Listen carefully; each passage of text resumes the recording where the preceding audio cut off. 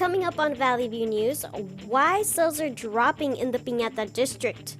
Plus, California zoos reopen with new precautions. And athlete turned entrepreneur, how he's inspiring his community one cleat at a time. Hello and welcome to Valley View News. I'm Andrea Esparza. And I'm Ava Lang in the Digital Media Center. The U.S. death toll from the coronavirus dropped more than 500,000. Meanwhile, Los Angeles County reported 1,465 new cases of COVID-19 and 93 additional deaths Sunday. Dr. Fauci says that decades from now, people will be talking about the pandemic as it's a historical milestone. It's really horrible. It's something that is historic. It's nothing like we've ever been through in the last 102 years. Since the 1918 influenza pandemic. The Department of Veteran Affairs says the death toll is 2 times the number of Americans killed in World War II. LA's COVID-19 vaccine rollout is back in operation after doses for the city were delayed. Severe weather in Kentucky and Tennessee affected thousands of doses being delivered. So people with appointments last weekend were turned away. Now they're being prioritized. And people due for second doses will hear from the city about their appointments by Tuesday. The 6 vaccination sites in LA County are Dodger Stadium, Hanson Dam, San Fernando Park, Lincoln Park, Pierce College, and the Crenshaw Christian Center. Governor Gavin Newsom visited 2 Los Angeles mobile vaccination sites to highlight the state's effort to reach communities most impacted by the coronavirus. He visited sites throughout California to show that vaccinations are ramping up. So far, more than 7 million doses of vaccines have been administered, and Newsom said more mobile vaccination sites will start opening up all over the state. This is the first of what you'll see many similar sites operating over the course of the next number of weeks, upwards of 250 vaccinations a day at a pop-up site like this. The mobile vaccination sites target low-income communities where many essential workers live and work. The COVID-19 pandemic hit businesses hard in one of the most vibrant neighborhoods in Los Angeles, the Piñata district. Our reporter Lisette Ceja spoke with a businessman about his struggles to stay open. The pandemic hit Los Angeles Piñata district harder than most other neighborhoods. Small party supply stores like the Carousel Party Supply are struggling to stay afloat. Muy despacio, de un 100%. Sales have dropped from 100% to nearly 25%, not even 50%. Carousel Party Supply has been open for more than 6 years. Its sales dropped 75% of what they were last year at this time when the pandemic hit. Lino says he spent most of his savings keeping the store open. Small businesses like Lino's are family operated. They tend to not have formal payroll systems in place, so unfortunately, they're automatically ineligible for any state and federal government COVID-19 relief. Complicado. It's complicated. They tell you go on a website, but when you get there to answer certain questions, you're automatically disqualified. It's very sad. Employee Dimitrio Hernandez has worked in the party supply industry for more than 7 years. He's never seen sales drop so rapidly. Si nos quiere mantener que estemos aquí. The boss just want to keep us here, cleaning, organizing, but like you can see, there's no sales. There's no one here. So far, Carousel has managed to stay open. It's one of the few Piñata district stores to survive. Of the many small businesses here that have closed, it's unclear how many of them will reopen. From Los Angeles, Lisette Ceja for Valley View News. Attorney General nominee Merrick Garland told a state Senate hearing and confirmed one of his top priorities will be investigating the January 6th attack on the U.S. Capitol. He's vowed to stop the rising threats of domestic terrorism, and he appeared before the Senate Judiciary Committee for confirmation. He was also questioned about the investigation of former President Trump's 2016 campaign, the death penalty, and even gun control. Garland said under him, the Justice Department will be independent. The president has promised that those decisions will only be made by the Attorney General, and that is what I plan to do. I do not plan to be interfered with by anyone. Senate Judiciary Chairman Dick Durbin said he expects Garland to be confirmed by next week. The U.S. Supreme Court rejected former President Trump's request to shield his taxes from the Manhattan District Attorney. Trump made the request in October. The DA's office wants 8 years' worth of Trump's taxes. They'll investigate suspicious property valuations claimed by Trump. The DA will also look into payments to women he allegedly had affairs with. In Texas, frozen pipes left millions of people with no water at home, and water treatment plants closed due to power outages. In the meantime, the average price for electricity skyrocketed, and many residents face enormous bills for electricity used during the storm. Governor Greg Abbott said the state has a responsibility to protect Texans from spikes in energy prices as a result of the storm. Last weekend, President Biden approved disaster relief for Texas. The weekend of the Texas storm, Senator Ted Cruz went on a family trip to Cancun as his constituents suffered. Thousands were without electricity. Keeping warm in freezing temperatures was a challenge. Texas Republican Michael McCall criticized Cruz for taking the trip. He said when the crisis hit his state, he was there and not taking a vacation. It was obviously a mistake, and in hindsight, I wouldn't have done it.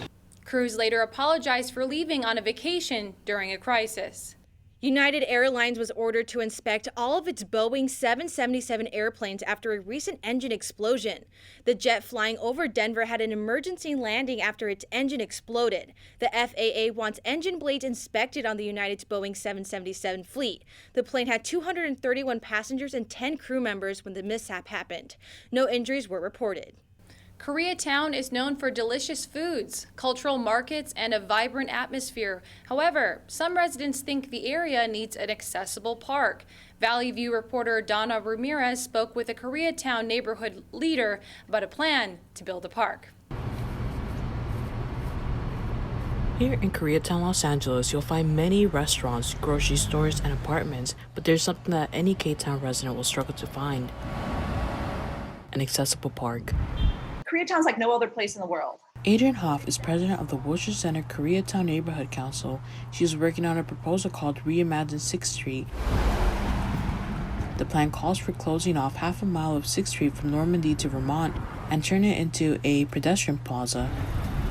The majority of Koreatown residents do not live within a 10-minute walk of a park, and that makes us the most park-poor neighborhood in the city. The plan seeks to decrease traffic and violence. Supporters also think it will better support small businesses while adding more community resources in Koreatown. However, there are concerns that the plan could change the character of the community. Gentrification, as I've discussed, homelessness, and how this is going to impact parking and traffic. Nonetheless, some Koreatown residents like Brian Rosas says parks are needed here, especially for children. LA needs a little bit more green spaces for people to kind of hang out with their dogs or kids, kind of a thing. What do kids do here, you know? The proposal is in the works, and it all depends on the community's involvement with the project. Adrienne Hoff is hoping to see this neighborhood park by the end of the year. Donna Ramirez here in K-Town. Governor Gavin Newsom's plan to reopen Los Angeles County schools is getting some criticism. The teachers union opposes his proposal to vaccinate school staff members quickly. They want to wait until the infection rates drop and vaccinations are more widely available for workers. The United Teachers Los Angeles president Cecily Myrick Cruz says the union will hold firm to protect the health of students and their union members. Los Angeles usually gets about 4 inches of rain in February, but this month LA got none. Most of California will be drier than usual for the next couple of weeks. The La Niña weather system means the spring will also be a dry one. La Niña climate patterns create warmer and drier conditions across the southern United States. Climatologist Bill Patzert said it'll take a mega miracle to get the state back to a normal rainfall year. The lack of rainfall has a serious implication for California's wildfires. UCLA student who participated in the storming of the U.S. Capitol has previous complaints of offensive tweets. Christian Secker's tweets created controversy because he wished death on immigrants. Students complained to the administrators, but nothing was done. Since the Capitol riot, Secker has been arrested and charged with various counts of assault and civil disorder. Six Flags Magic Mountain will reopen this spring. The theme park tweeted that rides will be running but didn't give an exact date. Visitors will be required to wear face masks and keep social distancing. Also, a new online reservation system will help manage crowds. Guests in the dining area and those on rides will be required to practice social distancing. The theme park has been closed since last March. Before opening, Magic Mountain still needs state approval. Some California zoos are reopening after being closed for COVID-19. Our reporter Kimberly Garcia has a story on how both zoo staffs and animals have adjusted to the reopenings.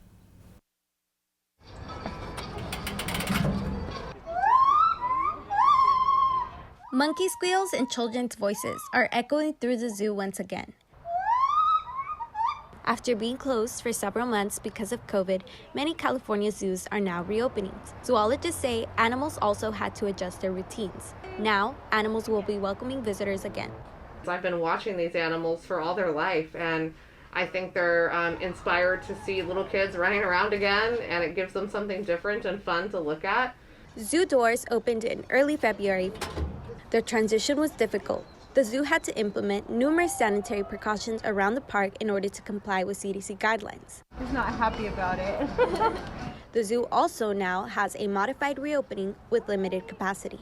You gonna leave it on, okay? Wearing a face covering protects themselves, the other visitors, and then of course it also protects our animals that can be affected. Visitors say they're excited to roam the zoo again. Many say the zoo's reopening offers the public a safe way to be entertained during quarantine.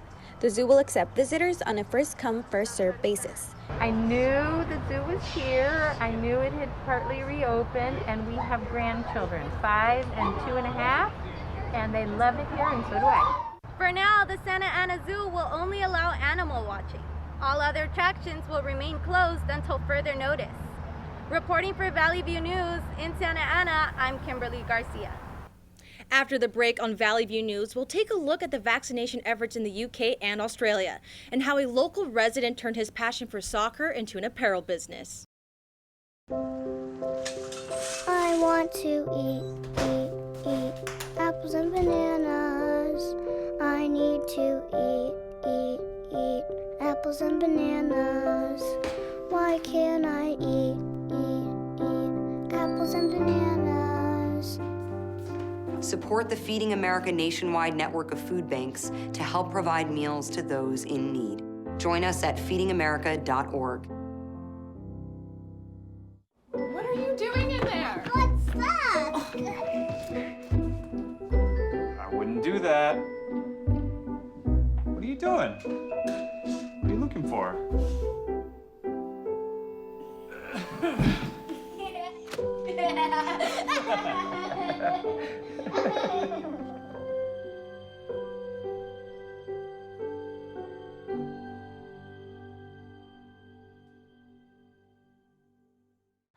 Yo, Scott. Hey. I'm heading out, man. You want to ride? No, I got my car, but I actually really need to go to the bathroom. Oh, you know what? I was just in there. The line is like 10 people long. You know, I think I'll just...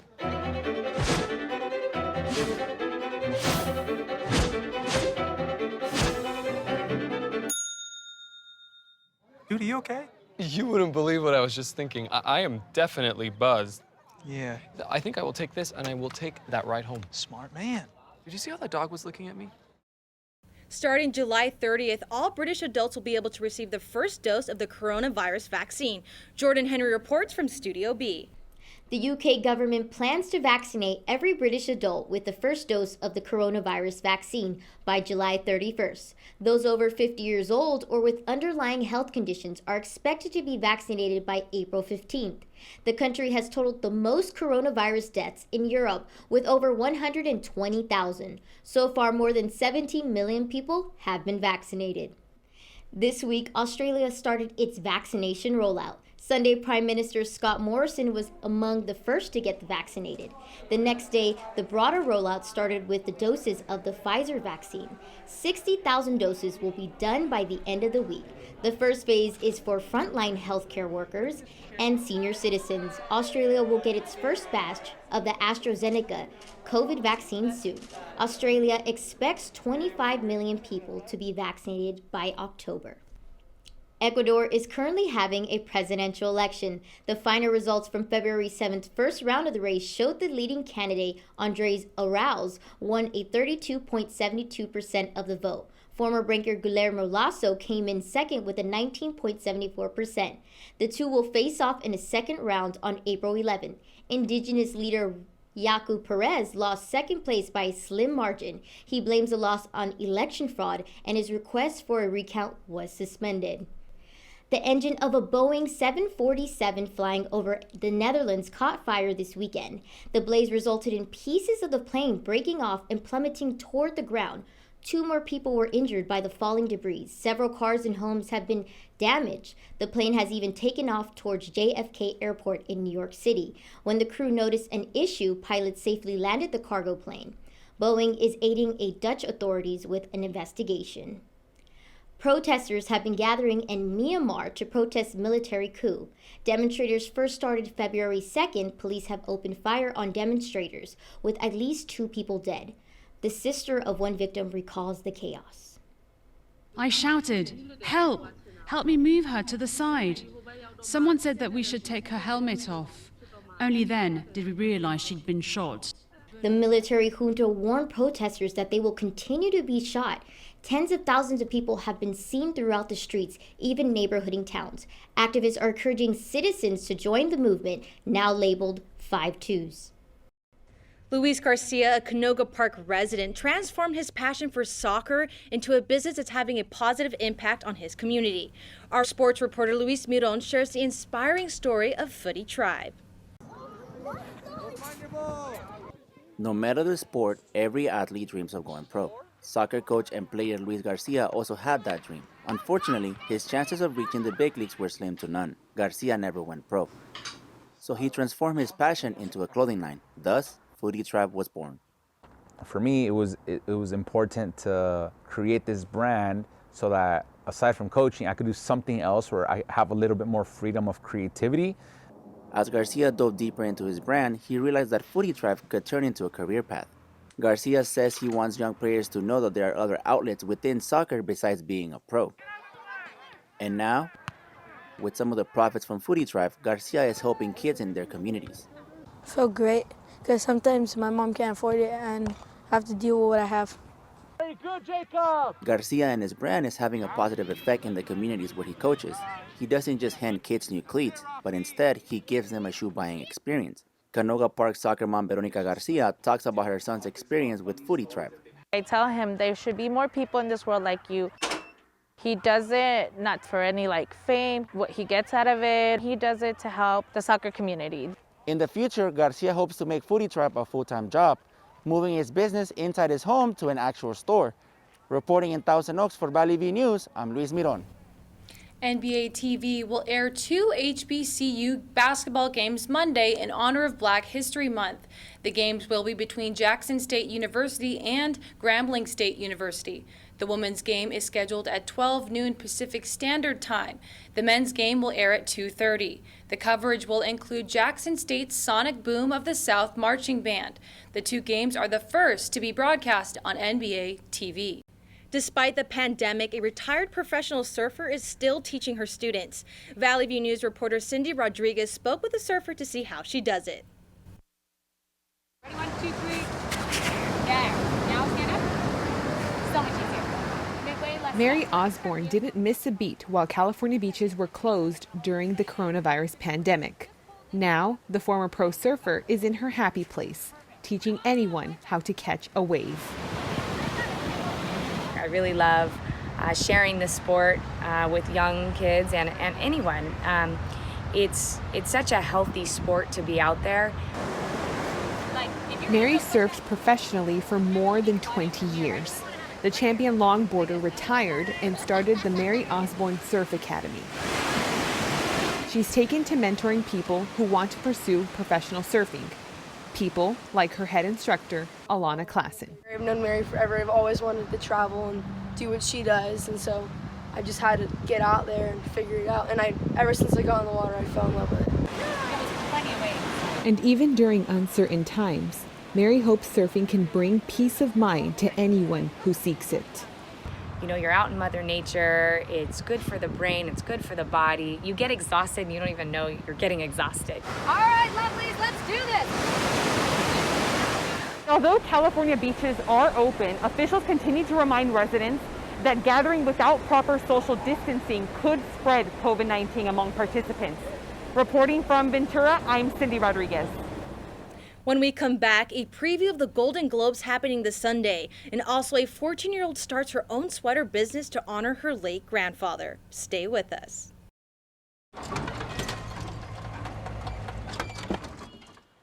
Leah, did you put a new dent in that? This one? No. Were you texting and driving again? Yes. Hi, Leah. Hi, Dad. Sorry about your bumper.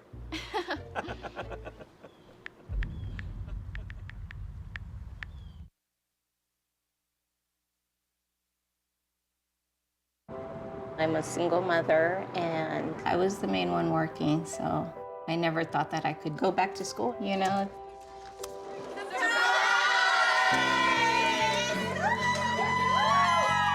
My sister, my mother, everybody wanted to help me with my kids. I could not have gotten my diploma without my family. Find free adult education classes near you at finishyourdiploma.org. Oh, Vanessa. You gonna text her back?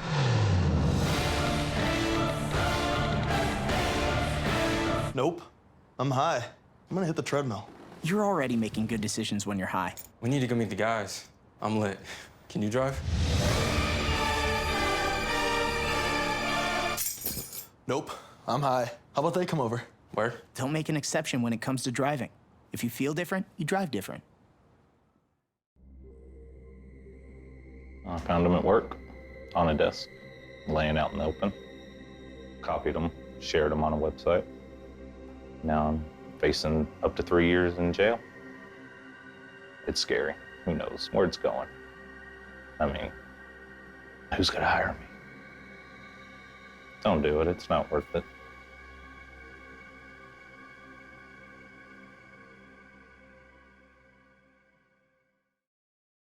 The 78th Annual Golden Globe Awards are coming up, and this year's show will be a little different. The pandemic is forcing everything to be done virtually. Tina Fey will host from the East Coast, and Amy Poehler will host from the West Coast. Nominees will stream from locations around the world, and award excitement remains, but this year there's a focus on the Hollywood Foreign Press Association and their lack of African-American members. In the past, many of the members of the Foreign Press Association have been criticized for their ethics. Some think that their nominations aren't reflective of the different cultures. The award show will air on Sunday at 5 on NBC. Disney Plus has put out a negative depiction disclaimers in front of episodes of The Muppet Show. The Muppet Show became available to stream last week. Disney Plus is issuing advisory warnings saying the show includes negative depictions of people. Disney Plus says that rather than remove the content, they want to acknowledge its harmful impact. This is a part of Disney Plus Disney Stories Matter initiative. James Frankel settles his sexual misconduct case with 2 women who accused him of engaging in sexually charged behavior. The accusers say Franco coerced them into performing unnecessary sex scenes when they were enrolled in his master class. Their 2019 lawsuit accuses the actor of seeking to create a pipeline of young women to be subject to sexual exploitation in the name of education. The term of the settlements are still unknown. French electronic music duo Daft Punk announced they're retiring. The duo has called it quits after nearly 30 years. They released a video titled Epilogue to announce their retirement. The reason for the split hasn't been announced. Daft Punk's last album, Random Access Memories, was released in 2013. It won a Grammy for Best Album in 2014.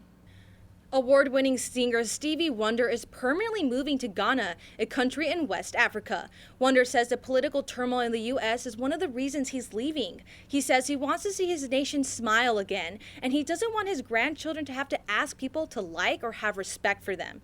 This isn't the first time he says he's wanted to move. In 1994, Wonder said he wanted to move to Ghana for the culture and the community. Winter is gone, but we are still in sweater weather season. Our reporter Liliana Ramirez spoke with a 14-year-old who began her own sweater business to honor her late grandfather.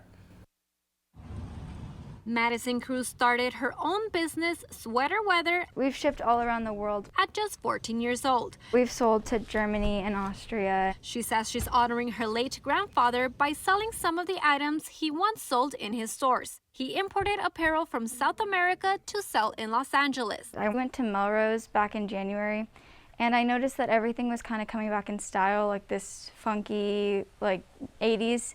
Madison's grandfather's most popular items were the vintage Peruvian sweaters. He worked with a team of designers to make them. Once her grandpa retired, more than 1,000 sweaters were put in storage. Many are now in her garage. Mark Cruz is Madison's dad. She took the initiative on herself. She did it all on her own and brought the whole idea and the concept herself. Madison wants to make money and donate some to the Alzheimer's Association. Her grandfather passed away after suffering from Alzheimer. Madison wants to bring more awareness to the disease. We package all of our orders with a handwritten card on our story and where you can find everything. And I write a thank you and how the portion of the proceeds goes to the Alzheimer's Association. Madison plans on incorporating vintage jeans from the 80s to her company. The jeans also belong to her grandfather.